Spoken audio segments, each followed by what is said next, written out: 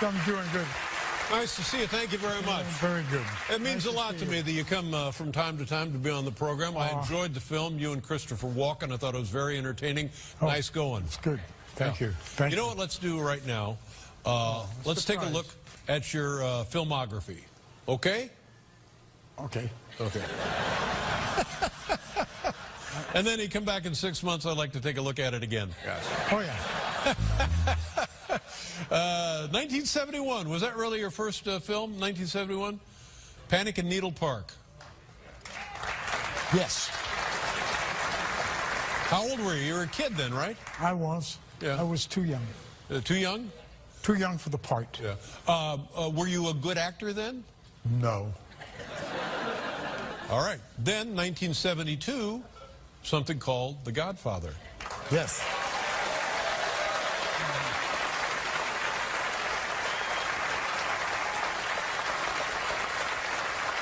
All right, let's talk about that. You receive an Academy Award in your second film.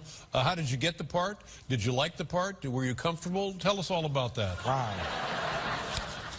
Where are we? I've been asking myself that for 30 years. You look well. Well, thank you. You look fine yourself. Thank you. I was looking in the monitor. Uh-huh. I sort of don't, but that's okay. No, we'll go on with it. I think I should open my vest a little. Yeah. You know, you try to get dressed for these occasions, and you really it up all the time.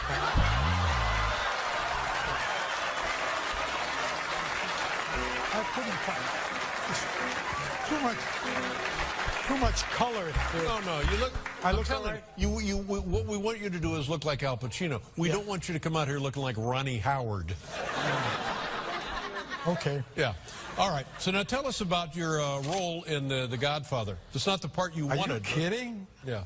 Tell you about my role in The Godfather? You were just a kid coming off your first movie. I mean, how do I go that far Francis Ford back? Coppola says we're going to put you in the movie. Yeah. How'd that go?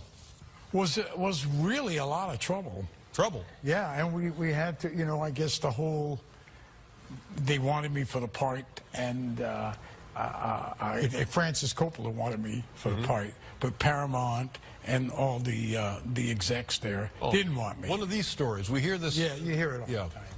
And this was a tragic story. Now, did you know that there was ill feelings toward you from the studio? Oh, yes, they did. I mean, I actually, it was Francis Coppola who wanted Marlon Brando and me.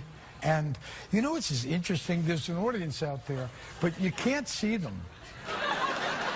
It doesn't mean I don't want to inhibit them.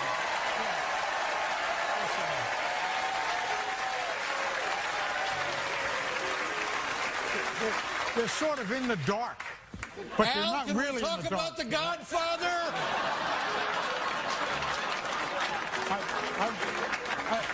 I've gone off message.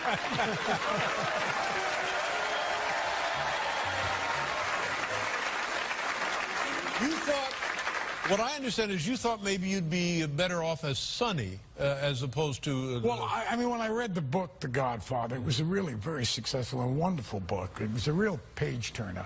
And I thought the part of Sonny was the most, you know, the most dramatic and forceful and interesting and funny. And Michael was sort of quiet and sulking and moody. And I thought, well, that's not me. Or maybe it is me, but I prefer not to play me. I would rather play the more bombastic guy, you know? Yeah. So, but Francis called me and said, Al, because I knew Francis, this is long stories, that's why I avoid The Godfather, because they're very long stories. Well, I wish I'd known that. I know. There's a book. Here, let me get that for you. Thank you. While we're at it, can I have your tie? You know, you're not getting anything. Now listen. Now here, I just want to, before we go on to other things, I want to tell you something. When I was a youngster, I went to see Scarecrow, which was You like that picture? Oh, I love Scarecrow. Well, it's Jerry Schatzberg did a great job. Now what are you doing? Jerry Schatzberg, the director. What are you doing Just now? a little something.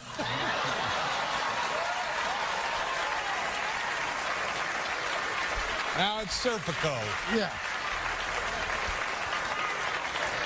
When somebody with my hair, I usually like to just kind of put a bandana on. Now, Al. Yes. This thing is driving me crazy. The monitor. I gotta look this way. Yeah, that's fine. Thank you very much. You, man. That's good to now, see. did we talk about this once before? The scene in Scarecrow where you and Gene Hackman go into a into the fountain. Oh yeah. And you all of a sudden you have to create a distraction. Yeah. Because he's stealing something. Remember that? That's in the department store. Yes, in the department store. Yeah, hilarious. That's funny. I just love that and love that to pieces, and I still think about that. Oh wow. Yeah. Did you? I hope I don't start thinking about it all the time. Now, you must have loved that as well, right? I enjoyed doing that. Yeah. I like comedy, as you can.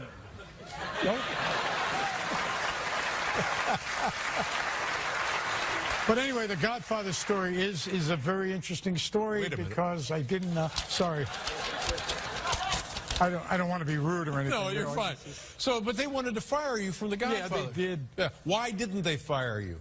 Actually, there's a guy there with a thing saying, "Get him off right now." Hey, man, what'd I do to you? Yeah. What are you trying to pull? What's up, man? The Chinese that's how hacked into the cue card. That's sort of how I felt.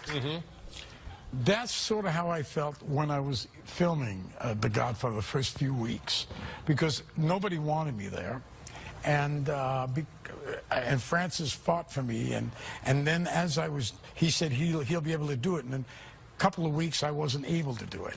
I seemed to have been kind of lost, according to them. I had a plan, but I didn't let them know, I guess. But Francis sort of knew it. Coppola knew it, and it wasn't. They were going to let me go, and it wasn't till I did the Sollozzo scene, which is the scene where Michael shoots Sollozzo in the restaurant. Your whole life changes in that scene. Yeah. They decided to keep me after that scene.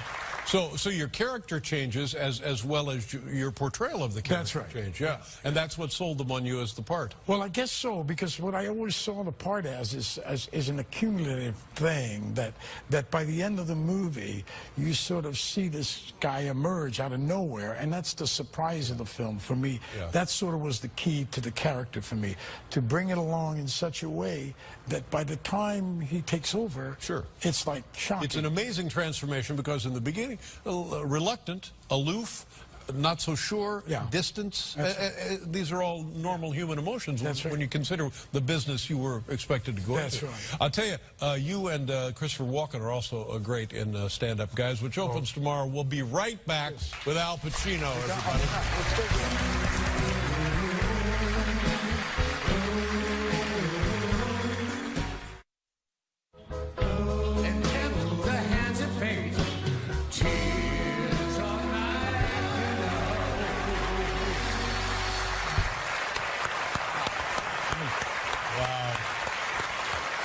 Have we done this? Have we talked about these movies before? I mean, from Scarecrow, you go to Serpico, then Godfather 2, Dog Day Afternoon, and Justice for All. That was you and Barry Levinson, right? Yes. Yeah. He wrote it. Norman Jewison directed. That's right. Sea of Love. How great was Sea of Love? Harold Becker directed. It just goes on and on, for the love of God. Donnie Brasco. Oh, my gosh.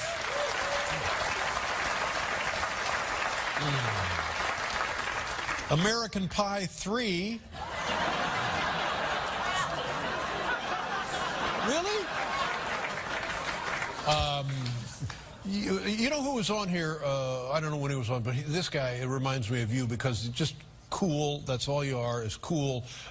Johnny Depp was on here. Oh, that's a compliment. Yeah. Oh, man. And I think he does an impression of you. Are you aware of that? I saw it. Yeah. Yeah. Was good. Yeah, it's good. It was good. It was really good. I was shocked. I mean, I was watching it, and I thought, whoa, wait a minute. I'm not on that show now. I'm here.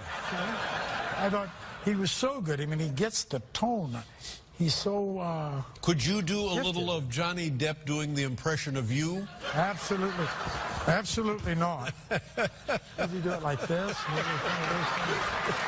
What was the... And did he tell her?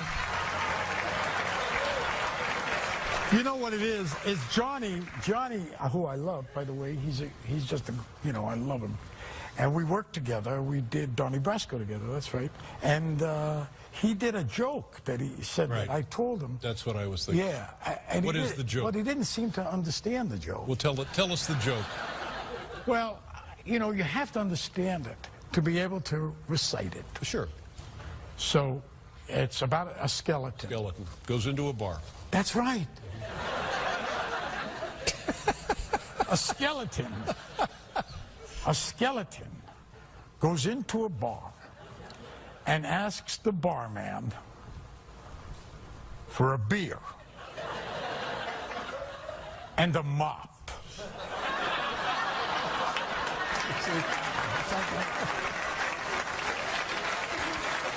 Here I was really trying to top him. I thought his rendering was his timing was off. Oh, really? And I just completely screwed mine up right now. Fine. Because they laughed when I said a beer. A beer, yeah. And that threw it. And then I said, and a mop, and they lost that. Yeah. Can I do it again? No, you're not doing it again. Okay, thanks. No, take two. You know who else? You know Kevin Spacey? Yes. Also Academy Award winning. Yeah. He does what I think is a pretty good impression of you. Well, I don't, really. Really? No. I think it's good if people like it, you know. Yeah. But I don't see myself in his impression. I hope he does it. Kevin, come here. Just come on up.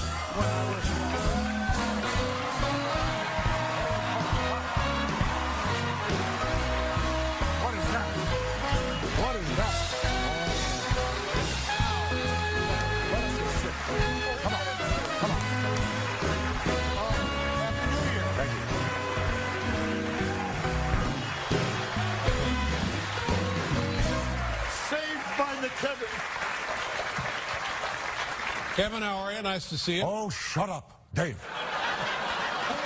They like it. They like it. I worked on something just for this moment. Okay. I had to write it down. Whoa.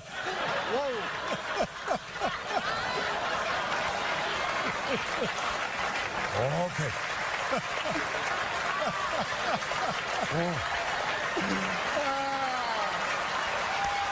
Here it is.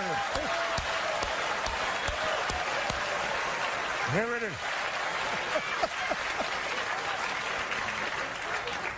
Tui Asasopopo. Oh, that guy. That is brilliant. Oh, thank you. Could I get a cappuccino? Oh, Dave, you're a big man. Yeah. I'll give you a stick of gum. You can show me how to chew it. Oh, hoo-ha.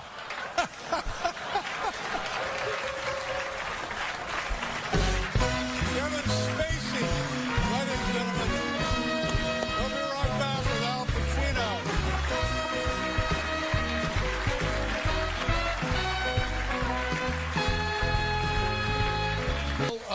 Let me just throw this out here and see if anything lands. What about the new film Stand Up Guys? I thought you and Kevin, or Christopher Walken, were fantastic in the movie. And it's exactly what you want to see you doing in a film. Well, thank you. It's great, very entertaining. Thank you. It was fun to do. I love Chris. And Fisher Stevens directed it, and Tom Rosenberg produced it. And it was a kind of a quick shoot, but it was a good script, and I enjoyed it. I enjoyed every moment working with Chris. I love him so Alan much. Arkin is also in the movie. Alan Arkin. Oh, I'm telling you, He's the really three great. of you guys, and the girl who runs the whorehouse. Oh, Addison. Oh, she's... No, the whorehouse girl. Oh, Lucy Punch? Yeah. Oh, yeah. She was yeah. tremendous, too. Is that her name? I don't know. Lucy Punch. I got it right. Yeah. Okay. I mean, she runs a whorehouse.